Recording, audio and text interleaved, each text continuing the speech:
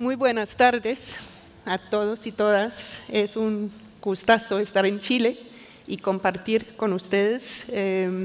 Ha sido interesante participar y estoy feliz que tanta gente se ha quedado todavía. Mira, yo voy a hablar sobre la movilidad humana en tiempos de crisis y he hecho un PowerPoint también en español.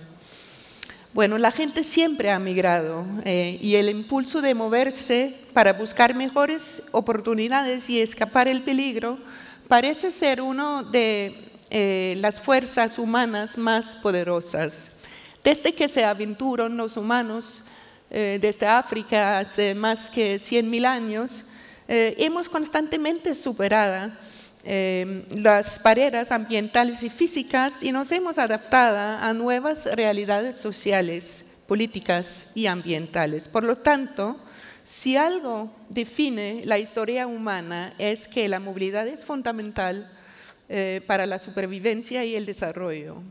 Y por eso hace sentido entender a los migrantes como personas que se cansaron de esperar el desarrollo en el lugar donde nacieron y también como personas dispuestas a invertir en la creación de mejores futuros para ellos mismos, para sus familias y, si dadas las condiciones propicias, a las sociedades conectadas por sus movimientos. Sin embargo, las más restrictivas medidas de control migratorio han alterado profundamente la opción de mejorar el desarrollo humano a través de la migración. Hoy en día, la migración se entiende cada vez más como un indicador de crisis y una crisis definida en términos de números elevados y en términos de pérdida de control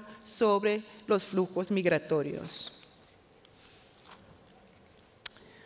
Hoy me gustaría hablar sobre la percepción de los impulsores de la migración y la percepción de los migrantes en nuestras sociedades.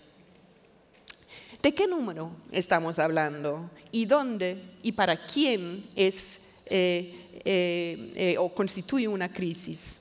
¿Es cierto que los estados receptores han perdido el control? ¿O se trata quizás más bien de que las formas de controlar la migración han cambiado? Y a modo de conclusión, discutiré algunos escenarios para el futuro.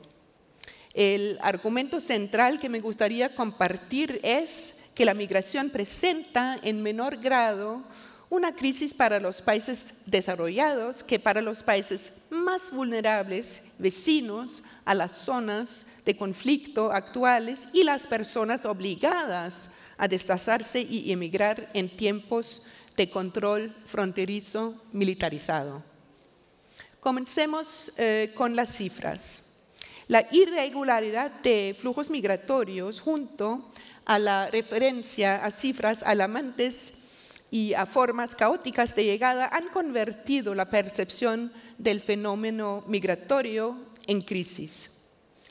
Pensar en términos de crisis no es nuevo, pero tomó forma nueva, pienso yo, a partir de 2014 en Estados Unidos, cuando el número de niños y jóvenes no acompañados fueron detenidos en la frontera. Sucedió también en Europa durante 2015, cuando más de 1 millón de refugiados inmigrantes llegaron a Europa. Ahora bien, varias organizaciones internacionales alertan del cifra récord desde la Segunda Guerra Mundial de personas desplazadas y refugiados en el mundo.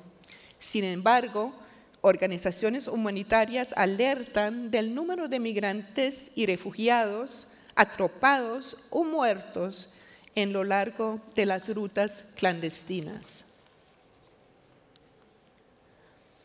Cuando hablamos de los crecientes flujos migratorios, es importante distinguir entre el número total de migrantes y el stock de migración internacional como un porcentaje de la población global.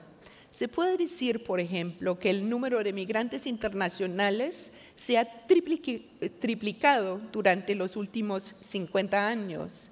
Sin embargo, el porcentaje de migrantes internacionales se ha mantenido relativamente estable durante el mismo tiempo. Entonces, el porcentaje de la población global, ya que el aumento es solo del 2.8 al 3.4% de la población mundial. Bueno, la población nacida en el extranjero como porcentaje de la población total difiere considerablemente entre países. En algunos países árabes, por ejemplo, hasta un 80% de la población residente puede ser inmigrante. En el norte de Europa y en Estados Unidos, los porcentajes oscilan entre 28 y 13% de la población, mientras que en América del Sur el porcentaje de población nacida en el extranjero disminuye considerablemente. Bueno, eso claramente depende de la definición de quiénes son los migrantes, ¿no? Pero de cualquier modo, estas diferencias indican que el número de inmigrantes que un país determinado es capaz de albergar es relativo. Según la ACNUR, actualmente 66 millones de personas han sido desplazadas forzosamente a nivel mundial. Un tercer parte de ellos fuera de sus propios países. En términos de porcentajes de la población total global otra vez, esas cifras tienen precedentes históricos, entonces no es la primera vez. Contrariamente a las migraciones clasificadas como económicas y voluntarias, de las cuales más de la mitad están destinadas a las 20 principales economías del mundo, el 84% de los refugiados son hospedados por países en desarrollo, otros países pobres. Entonces, una exploración de la migración hoy en día revela menos una crisis migratoria global que una serie de crisis migratorias y a menudo serias en varios países y regiones en situaciones frágiles, ¿no? Bueno, seguimos con la noción de pérdida de control. Una crisis se identifica fácilmente como una amenaza que requiere medidas extraordinarias y excepcionales. La formulación de políticas impulsadas por las crisis, sin embargo, podría llevar a formas de gestión de la migración y propuestas legislativas que fácilmente están en desacuerdo con el Estado de Derecho democrático y los principios fundamentales de los derechos humanos. La atención de los medios de comunicación y los diversos discursos populistas han creado la imagen de que las fronteras están fuera de control.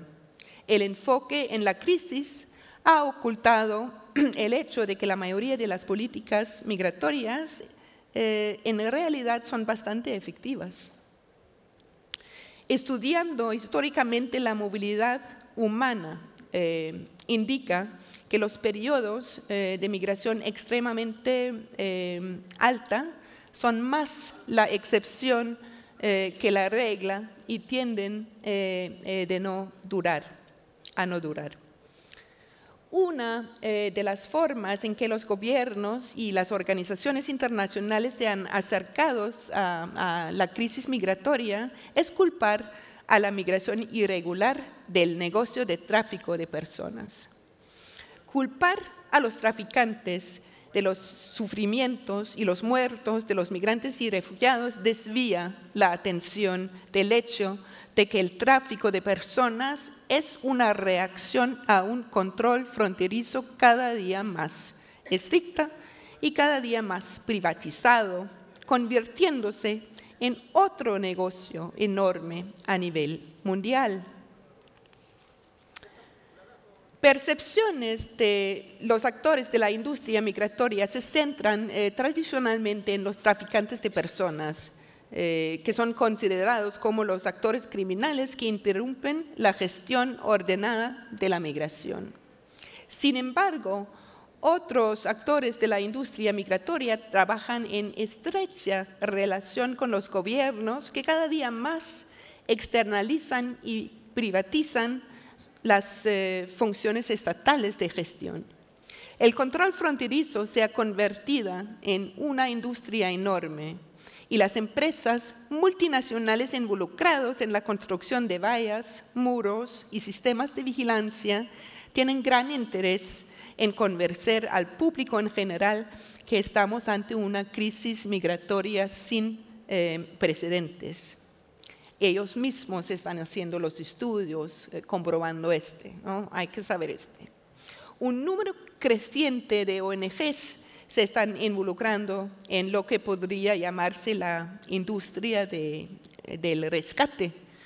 Y este grupo de actores proporciona una importante asistencia humanitaria a los migrantes y los refugiados más vulnerables, pero también venden servicios de campañas informativas del riesgo de migrar, que puede entenderse como una externalización del control fronterizo, diría yo, y asisten también en la repatriación de los migrantes ahora mismo. La comprensión de la dinámica y los efectos de la comercialización actual de la mayoría de las formas de gestión de la migración internacional es necesaria para comprender la dinámica de los flujos de movilidad humana. Concluye con los escenarios para el futuro. Pronosticando el futuro generan proyecciones que son propensos a una gran incertidumbre. Un factor crucial que influye en los resultados es la medida en que la migración se entiende en términos de crisis. Contrariamente a pronósticos convencionales, los escenarios explorativos buscan identificar fuentes futuros de cambio estructural y sus consecuencias para la migración.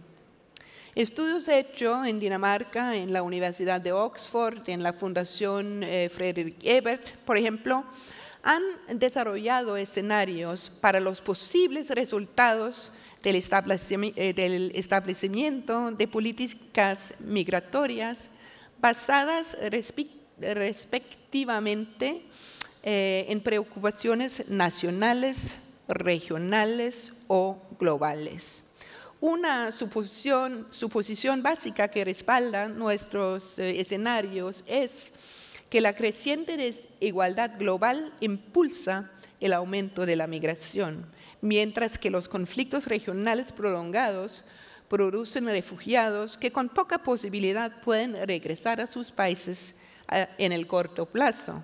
Por lo tanto, la reducción de la desigualdad global y la prevención de conflictos son fundamentales para reducir presiones migratorias en el futuro. Más importante, nuestros escenarios muestran que políticas migratorias basadas en los objetivos de reducción de la migración rara vez tienen los efectos deseados. Pueden detener la migración a un país en particular, pero no detener el flujo, porque el flujo se dirigirá a otro lugar, ¿no? Y mucho menos eliminar las causas raíz de la migración. Las políticas dirigidas al desarrollo económico y la creación de empleo en los países emisores de migrantes crearán a corto plazo más migración que menos, ya que los potenciales migrantes ahora pueden pagar el costo elevado de desplazarse. Por medio de escenarios se puede contemplar varias megatendencias que potencialmente impactan las migraciones futuras. Aquí menciona 3. El aumento de los niveles educativos, los cambios tecnológicos y los cambios climáticos. El aumento en niveles educativos aumenta también la conciencia de oportunidades en otros lugares y las aspiraciones que tiene la gente, ¿no? Por lo tanto, el logro educativo parece ser un importante impulsor futuro de la migración a nivel global, pero la dirección de esa migración es menos dado. Ahora bien, parece que China puede ser donde la gente quiere irse, ¿no? En términos de desarrollo tecnológico, las telecomunicaciones y el acceso al Internet están creciendo rápidamente y ahora están al alcance de las personas que viven en zonas pobres y conflictivas del mundo. Los avances en la tecnología reducen potencialmente el costo de la migración y rompen las barreras que impiden que las personas migren, pero igualmente parece probable que los avances tecnológicos en el control fronterizo y las funciones de rastreo de personas reducirán la movilidad. Las proyecciones de la migración inducida por el clima varían enormemente, entre 15 y 300 millones para 2050, entonces es mucho. Y en general por eso son poco fiables. Pero queda claro que los volúmenes y patrones de desplazamiento se verán influenciadas por los impactos climáticos. Sin embargo, la migración no es solo una entre varias estrategias de adaptación usada para resistir los efectos del cambio climático. Cuando tantos cambios conllevan a la migración, siempre está relacionada a factores como la pobreza, la mala gobernanza o el insuficiente desarrollo de la infraestructura nacional. Para concluir, me gustaría compartir mis sugerencias sobre lo que parece ser una pregunta importante para futuras investigaciones sobre migración, a saber, ¿por qué tan pocas personas